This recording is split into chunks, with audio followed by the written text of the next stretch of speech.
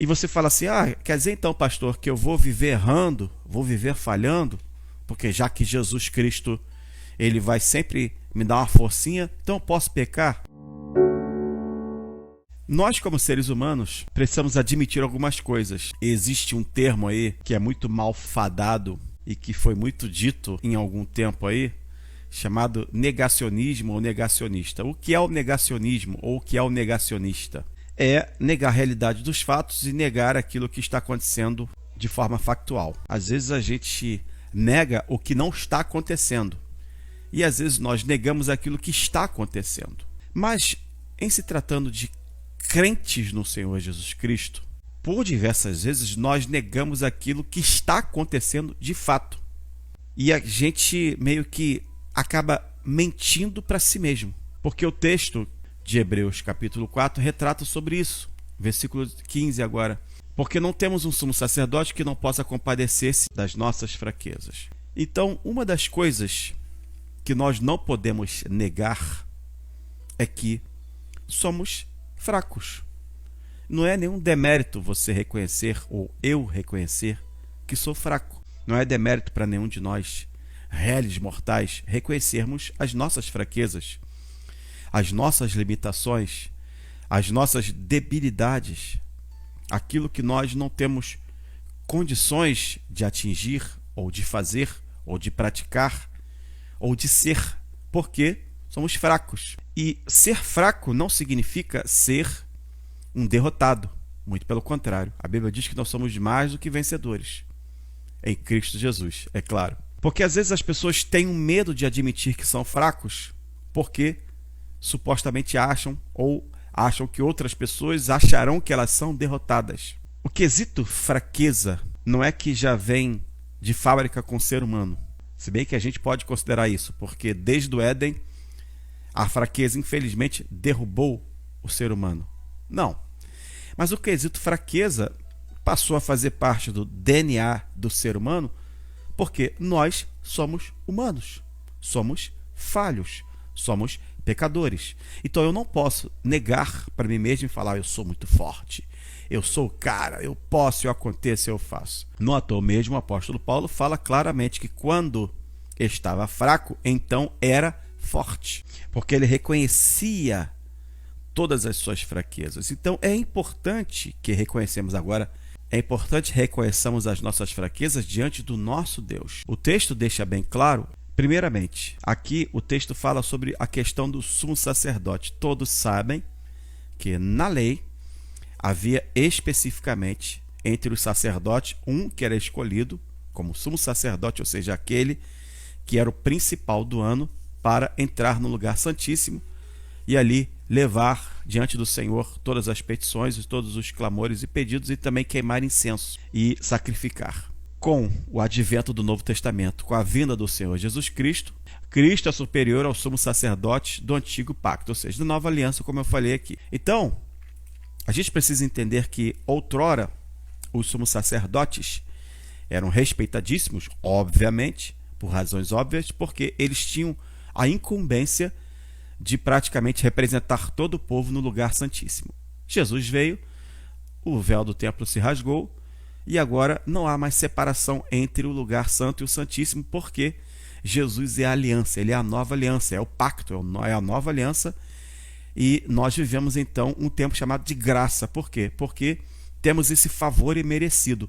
Como pecadores, falhos e fracos, ainda assim temos condição, sem precisar de um sumo sacerdote específico, nós temos a condição de nos achegarmos até o Pai pelo Senhor Jesus Cristo, que então tomou esta posição. Ele então passa a ser, ele é superior a todos os sumos sacerdotes do Antigo Testamento, da Antiga Aliança, e agora, na Nova Aliança, ele é a aliança direta entre o ser humano e o Deus Todo-Poderoso. Tá dando para entender, gente? A partir disso, reconhecendo tudo isso, entendemos que ainda continuamos fracos. E é bom que reconheçamos isso, porque está escrito, porque não temos um sumo sacerdote que não possa compadecer-se das nossas fraquezas, ou seja, ele sabe que somos fracos, sabe que somos pó e cinza, por isso se compadece de mim e de você. Por isso ele entende exatamente qual é a nossa natureza, que é, por via de regra,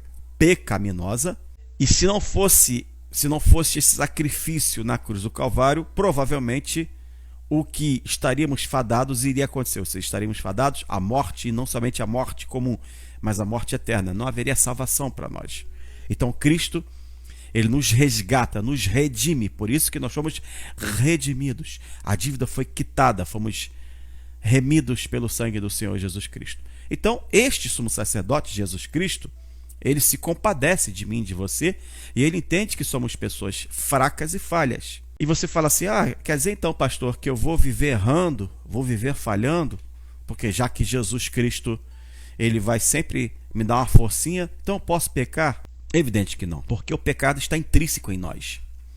E ele só foi aniquilado por causa do sangue no Calvário. E aí, isso sim faz a diferenciação, para que a gente não seja punido pelos nossos pecados, que não adianta. Pelos nossos pecados a gente não tem mais esperança, não tem mais salvação. Então, por isso que Cristo morre, para nos fazer mais que vencedores. Ok, gente? Então, reconhecer a fraqueza é entender que nada podemos sem o Senhor Jesus Cristo. Nada podemos fazer sem aquele que pode todas as coisas. Se não estivermos nele, nada feito. Se a nossa vida não estiver em Jesus Cristo, nada feito. Então a tua vida precisa estar no Senhor Jesus Cristo. E cheguemos, pois, com confiança ao trono da graça.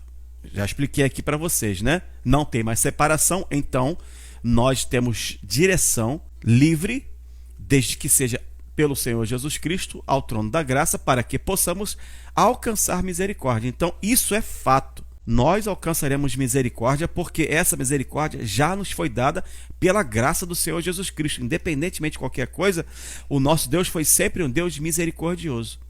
E achar graça, como está o texto, a fim de sermos ajudados em tempo oportuno. E eu quero frisar esta frase aqui, quase que é um trava-língua, né? Frisar esta frase, mas nós vamos agora nos ater a ela. O que essa frase fala para mim e para você? E o que é este tempo oportuno? Primeiramente, está claro acerca de uma coisa. Quando eu recebo uma ajuda, é porque eu estou precisando resolver alguma situação, ou estou em algum tipo de perigo, ou passo por alguma situação em que eu não conseguirei sozinho. Eu tenho que ser ajudado. Se eu não for ajudado, eu não vou conseguir sozinho.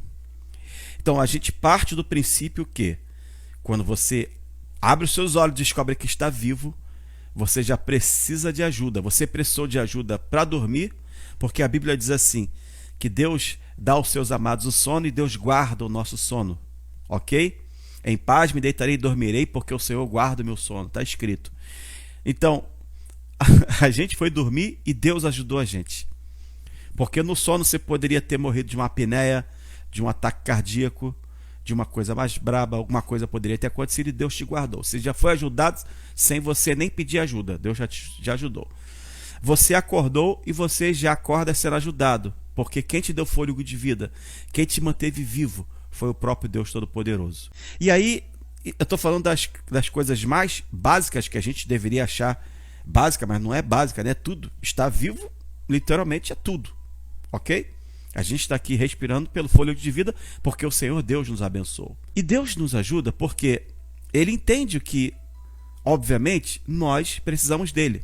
Quando Ele fala para Josué assim, tão somente esforça-te e tem bom ânimo, Ele está dizendo claramente, independentemente de qualquer coisa, Josué, com a minha ajuda e através do seu esforço, haverá vitória.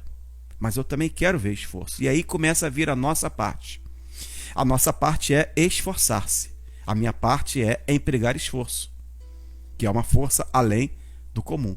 Não significa que mesmo nessa questão de se esforçar, Deus também não tenha que me ajudar. Ele nos ajuda, Ele nos guarda, Ele nos livra e Ele continua conosco. A partir de então, sendo ajudados e com esforço, nós unimos algo maravilhoso, porque através da nossa fé, cremos que o Senhor será conosco. Porque, vamos combinar, gente, existem situações que a gente, com os nossos olhos, enxerga que pra gente aquilo não é. Mas a Bíblia diz que nós não nos guiamos por vista, mas por fé. Fé, cremos no nosso coração que aquilo que a gente está vendo, embora não seja pra gente, a gente não consiga entender como vai conseguir sobrepujar a gente tem a certeza pelo Espírito Santo que vai conseguir vencer. A gente não sabe como, mas pelo fato de sermos ajudados pelo Senhor, a gente vai vencer. E assim segue a nossa vida. Então a gente vai enfrentando batalhas, a gente vai enfrentando desafios que obviamente com as nossas forças a gente não iria conseguir, embora nos esforcemos, embora tenhamos longo ânimo ou longanimidade ou bom ânimo, mas a realidade é que se o Senhor não fizer, se o Senhor não nos ajudar, não vai conseguir, eu não vou conseguir, você não vai conseguir. Você está entendendo?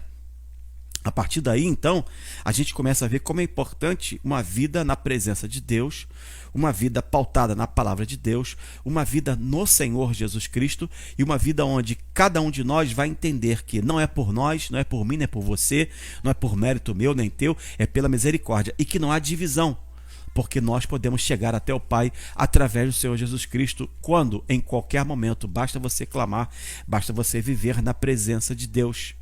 Em nome de Jesus. Mas a frase que eu quero falar, a fim de sermos ajudados em, agora, tempo oportuno. Eu já falei que ser ajudado é uma coisa que acontece quando nós necessitamos e não conseguimos resolver algo.